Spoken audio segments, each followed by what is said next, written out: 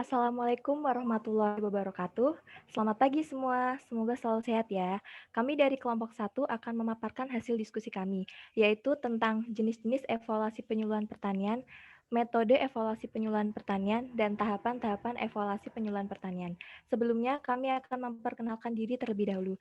Nama saya Ainur Rostasari sebagai moderator. Saya Adi Wahyu Ramadan.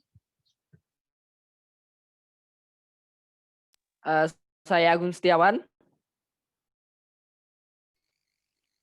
Saya Ahmad Robianur. Saya Akbar Sukmanur Jati. Saya Andan Pradana.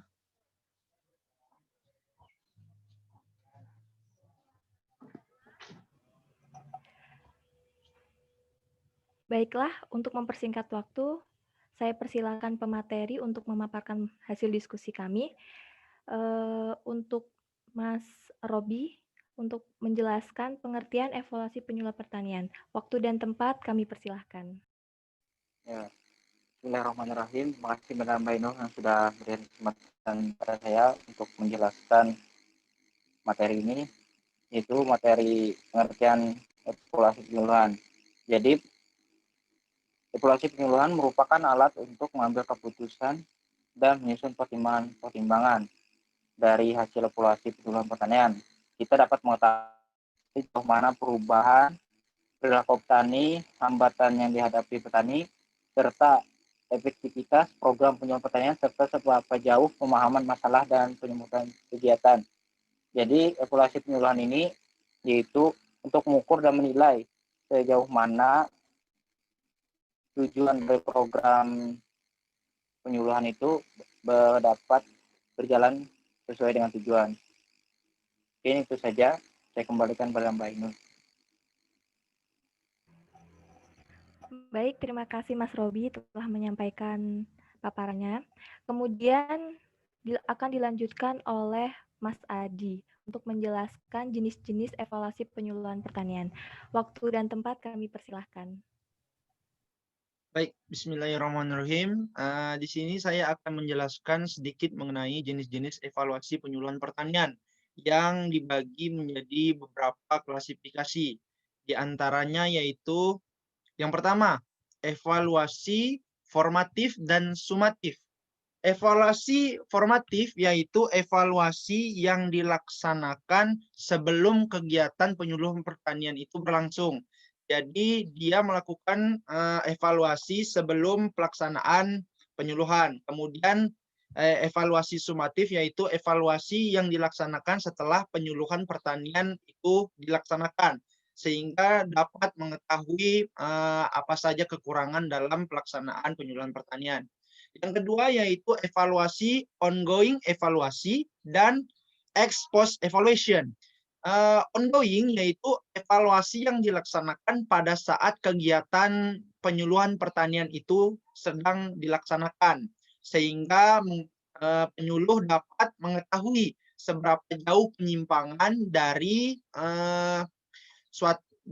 yang telah dirancanakan oleh penyuluh itu sendiri, sehingga mereka dapat mengambil langkah-langkah untuk mengantisipasi agar tidak terjadinya terlalu jauh penyimpangan itu. Kemudian ex post evaluasi yaitu hampir sama dengan evaluasi sumatif, yaitu dilaksanakan setelah kegiatan penyuluhan pertanian itu dilaksanakan. Yang ketiga, evaluasi internal dan eksternal. Evaluasi internal dan eksternal itu dilaksanakan lebih menekankan kepada si pembuat evaluasi itu sendiri. Contohnya seperti ini. Dalam melaksanakan kegiatan penyuluhan, apabila kegiatan penyuluhan itu dilaksanakan evaluasi oleh penyuluh itu langsung, maka itu dinamakan internal karena dia langsung terlibat oleh kegiatan penyuluhan pertanian itu. Kemudian eksternal dilaksanakan evaluasi oleh lembaga atau organisasi atau orang-orang di luar dari penyuluhan pertanian yang telah dilaksanakan. Yang keempat, evaluasi teknis dan evaluasi ekonomi. Evaluasi teknis yaitu evaluasi yang lebih menekankan terhadap contoh fisik atau bentuk fisik. Contohnya seperti berapa banyak orang yang mengikuti kegiatan penyuluhan pertanian, berapa benda-benda apa saja yang dibutuhkan dan lain sebagainya. Kemudian evaluasi ekonomi, lebih menekankan terhadap keuangan, sesuai namanya ekonomi, yaitu keuangan. Seberapa banyak keuangan yang dibutuhkan dan yang dikeluarkan pada saat penyuluhan pertanian itu dilaksanakan. Yang kelima, evaluasi program, pemantauan, dan evaluasi dampak program. Dalam evaluasi ini terbagi menjadi 3, yaitu sebelum, sesaat, dan sesudah. Evaluasi program yaitu dia mengevaluasi perencanaan sebelum melaksanakan penyuluhan pertanian. Sedangkan pemantauan dilaksanakan sesaat saat kegiatan penyuluhan pertanian itu dilaksanakan. Dan yang terakhir yaitu dampak program. Dampak program itu penyuluh melakukan evaluasi penyuluhan pertanian ketika selesai melaksanakan kegiatan penyuluhan pertanian untuk mengetahui seberapa besar tujuan telah dicapai dalam penyuluhan pertanian itu. Dan yang terakhir yaitu evaluasi proses dan evaluasi hasil. Sesuai namanya, evaluasi proses yaitu menekankan kepada proses penyuluhan pertanian itu, bagaimana teknisnya, apakah berjalan dengan baik ataupun tidak. Sedangkan evaluasi hasil yaitu evaluasi lebih menekankan kepada hasilnya, apakah evaluasi itu apakah penyuluhan pertanian itu dapat dilaksanakan dengan baik, dengan hasil yang baik ataupun tidak, seperti itu. Dan yang terakhir, pendekatan sistem dalam evaluasi. Mungkin Mas Robi bisa membantu untuk menjelaskannya.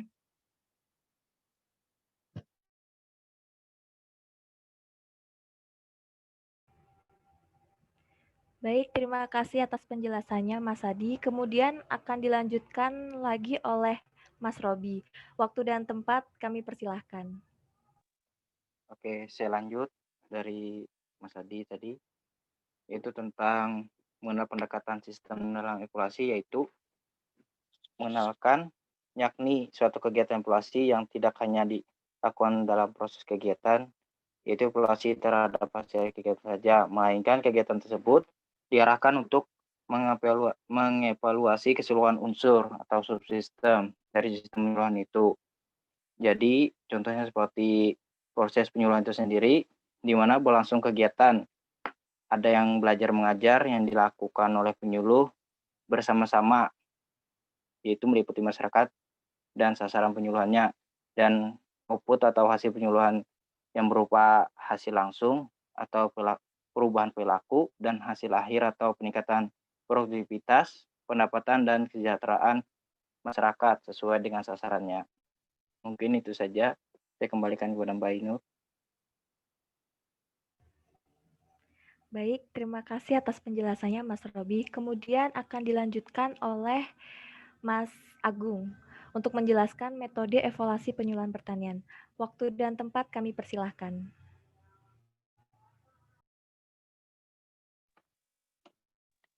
Baik, terima kasih Mbak Indur atas waktunya. Bismillahirrahmanirrahim. Saya akan menjelaskan tentang metode evaluasi penyuluhan pertanian. Di mana metode evaluasi penyuluhan pertanian dibagi menjadi beberapa daftar. Ada 10 daftar.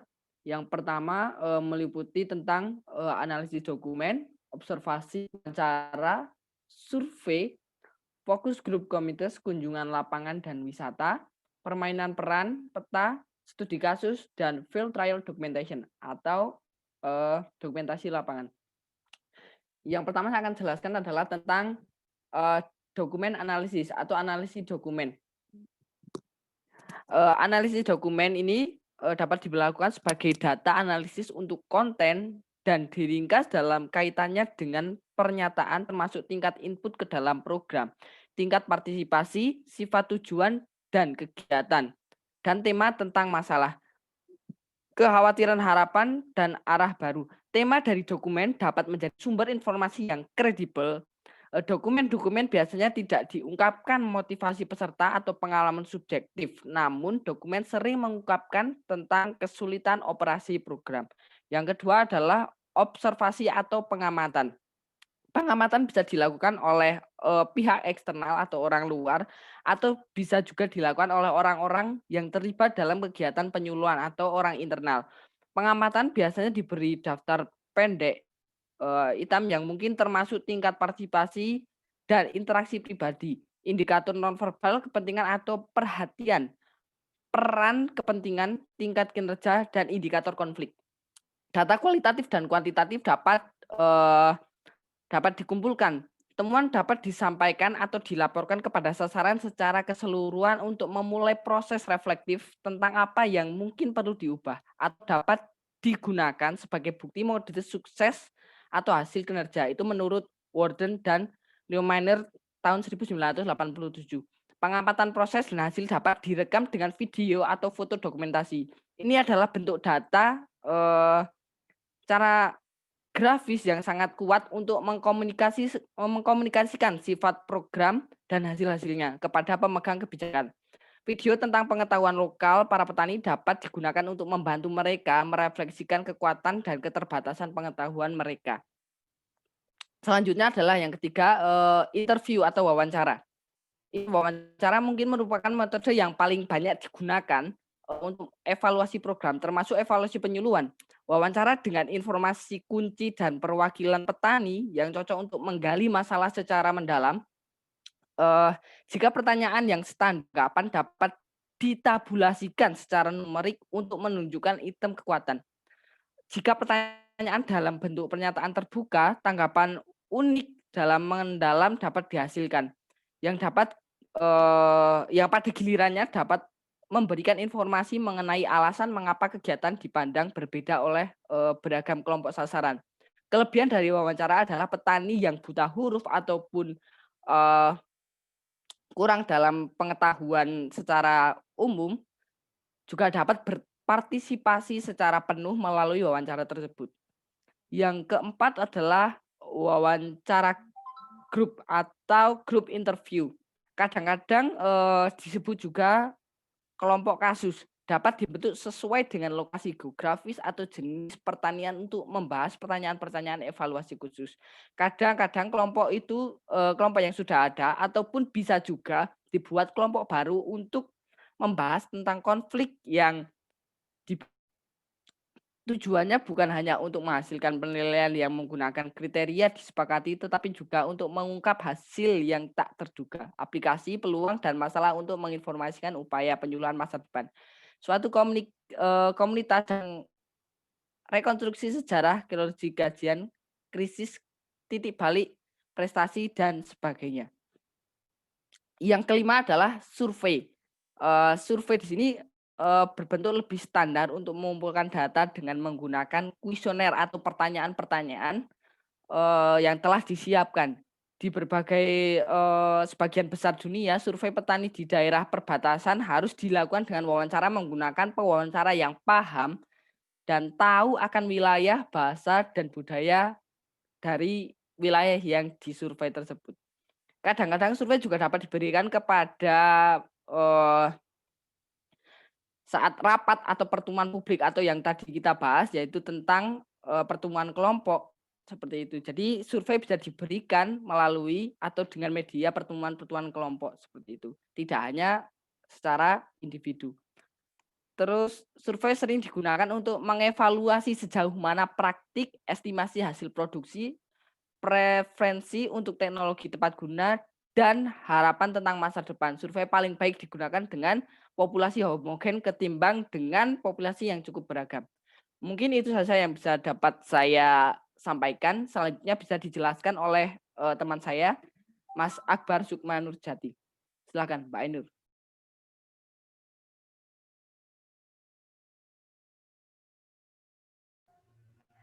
Baik, terima kasih atas penjelasannya Mas Agung. Kemudian akan dilanjutkan oleh Mas Akbar. Waktu dan tempat kami persilahkan. Terima kasih Mbak Ainur atas waktu yang diberikan kepada saya. Oke. Yang keenam, field visits and tours, yaitu kunjungan lapangan dan wisata untuk memberikan keaslian dan realitas kondisi keterbatasan petani dan dampak dari program penyuluhan. Yang ketujuh, dokumentasi of recommendation yang telah sering digunakan oleh penyuluh untuk melaksanakan penyuluhan, yang bisa dibilang kalau kata bahasa lokal itu anjang sana. Dan transfer teknologi documentation of farm demonstrasi ini sangat efektif kalau bagi saya untuk mengetahui kinerja petani dan bisa mengevaluasi langsung kegiatan petani dan kelompok tani itu sendiri. Dan yang ke-8, role plays, meminta petani dalam pertemuan asosiasi petani atau dalam pertemuan desa untuk membuat sebuah drama atau program yang real play yang menggambarkan proses interaksi petani, kelompok tani, penyuluh, dan pemerintah terkait mengenai pertanian itu sendiri. Maps, generasi petani dapat memberikan dasar untuk membuat penilaian tentang akses ke sumber daya penyuluhan dengan menunjukkan di mana kontak petani dan yang telah dibuat oleh kelompok tani itu sendiri, penyuluhnya, dan yang lain-lain. Oke, di sini yang ke-10. Yang ke-10, case student. Case student itu salah satu untuk memahami motivasi atau case student untuk memahami motivasi penyuluh kepada petani atau calon kontak tani itu sendiri. Studi kasus petani yang sejenis praktek pertanian tertentu dapat dilakukan secara bersamaan petani dan penyuluh itu sendiri. Oke, mungkin sekian dari saya. Terima kasih, saya kembalikan kepada Mbak Inur.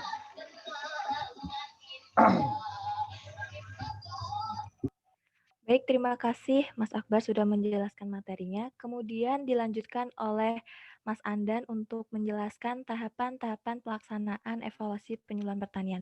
Waktu dan tempat kami persilahkan. Oke, terima kasih atas waktu dan tempat yang dipersilakan oleh saya. Di sini akan saya lanjutkan materi mengenai tahapan-tahapan evaluasi penyuluhan pertanian. Baik, Mas Agung.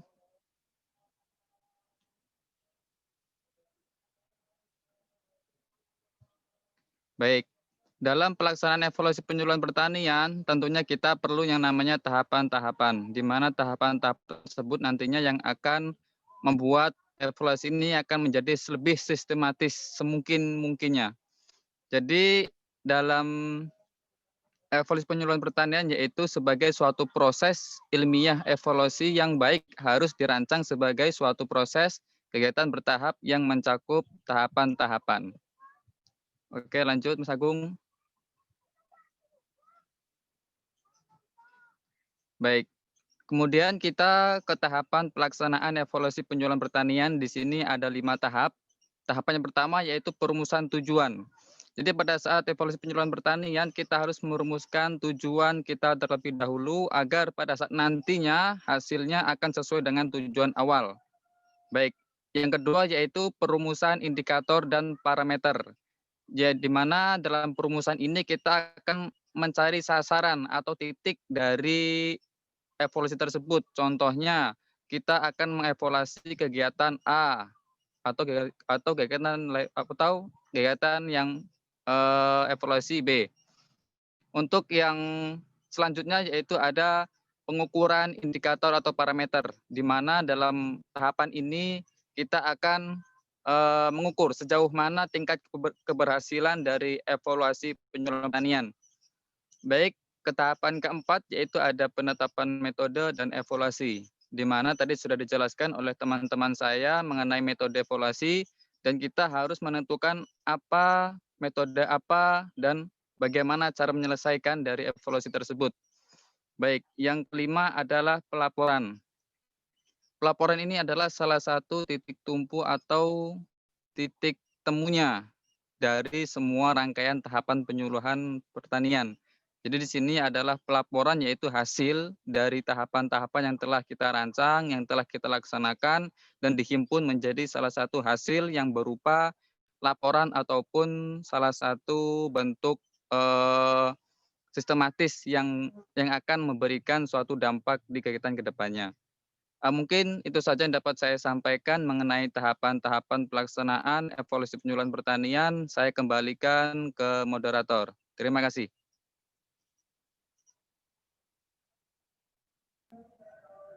Baik, terima kasih Mas Sandan sudah memaparkan materinya.